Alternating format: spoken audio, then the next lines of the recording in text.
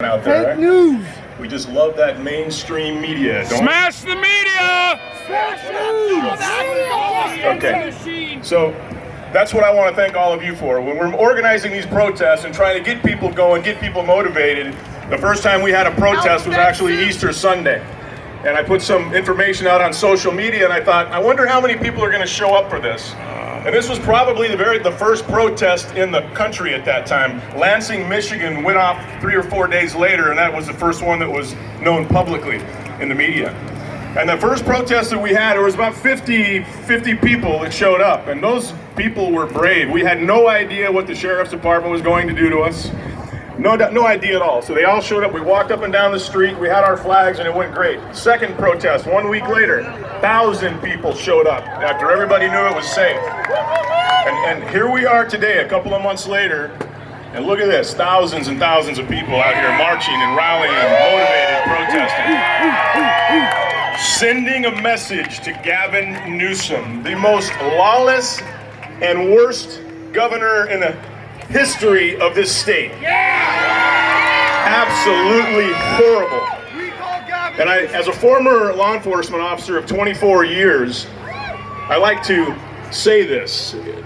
In a sane world, the same deputy sheriffs that pulled me, or I should say used bolt cutters to cut me off of a chain link fence a couple of days ago, in a sane world, the 100, and I'm not kidding, there was 100 out there, riot police, they would get in their police cars, they would turn their lights and sirens on all over the state of California, and they would roll what we call Code 3, lights and sirens rolling.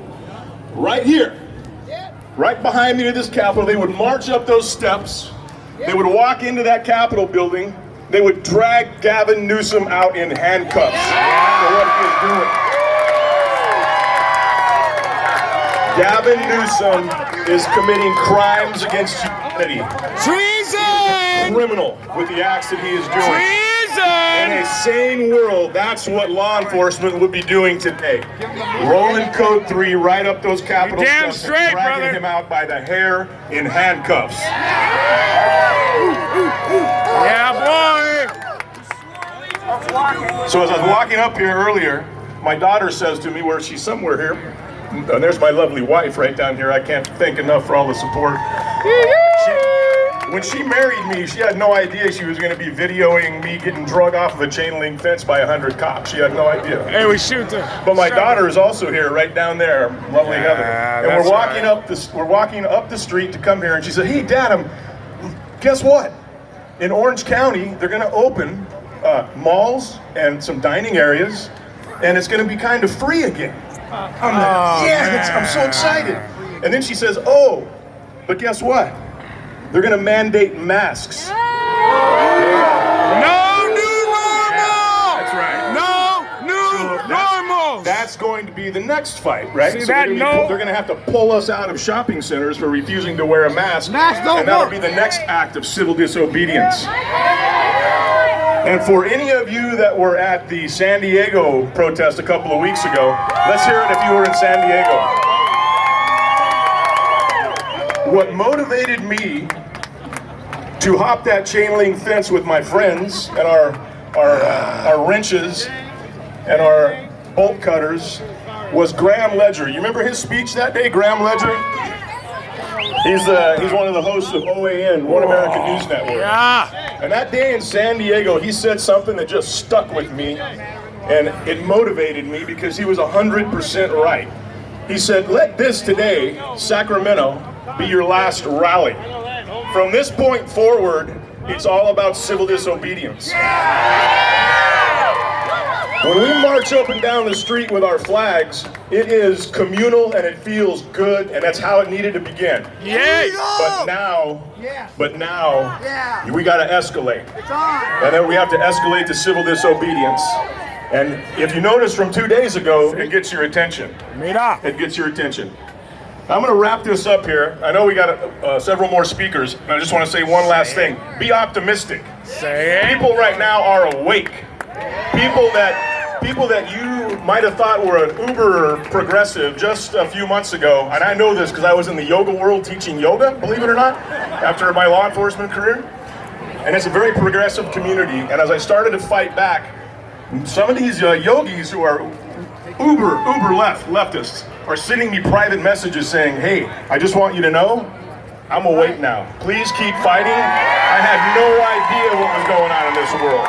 So be optimistic. And I want to plug one last thing before I leave. I started a nonprofit organization. Our first act was to sue Gavin Newsom. You can find my website is AmericanPhoenix.org. Please visit that website. You'll see what it's all about.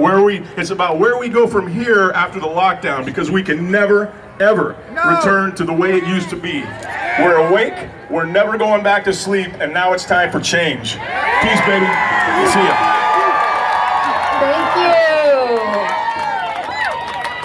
All right, our next guest is Pastor Paul. He has been married to his sweetheart for 36 years. He is the father of 3 children. He is the pastor of Faith Mountain Pentecostal Church in San Diego. So great to have the whole state represented here. So he's been a pastor there for 23 years. He's the chairman of the Western Region Worldwide Pentecostal Fellowship, co-author with Pastor Greg of the Open Churches Now petition. Welcome to the stage, Pastor Paul. Thank you very much, and thank you, Freedom Angels and Dr. Williams. It is good to be here today, and I want to say to Governor Gavin Newsom that time is up. It is time to open churches, and it is time to open California. That's kind of a misnomer, saying that it's time for him to open churches. I want to say to every pastor and to every parishioner of a church, it's time for you to open your church. It's time for you to call your pastor and say, I'm going to be at the door. I hope it's unlocked. It's time to return and begin to do our service to God and worship God like Americans have for 244 years.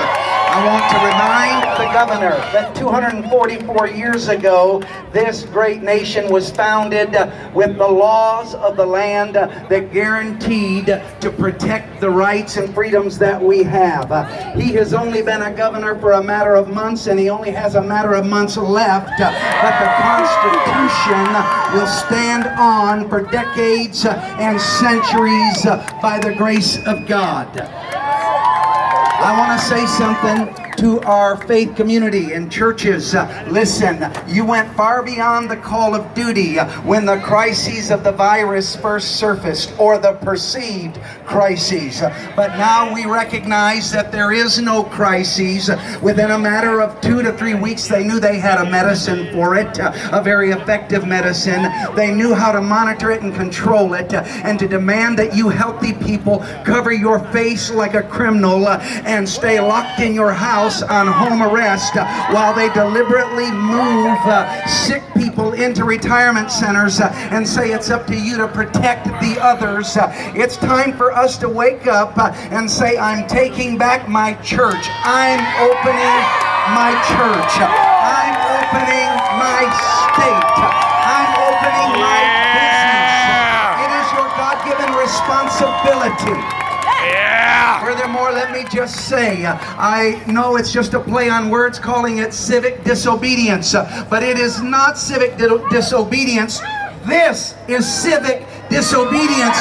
It's time for you to obey your Constitution. It's time to obey God. It's time to return to our life. And I'll finish with this. When I was a kid in school, I learned the story about the emperor's new suit. And everybody applauded. And everybody went along. And everybody sighed and exclaimed about how beautiful the emperor's new suit was. But he had been snookered.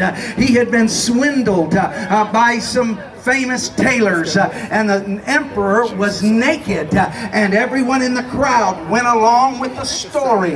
But I'm here to say we're aware this is naked tyranny.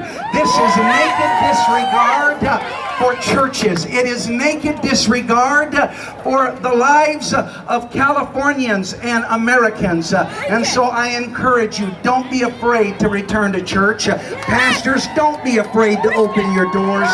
It is time to open them tomorrow. It's time to open them now. Now. God bless you.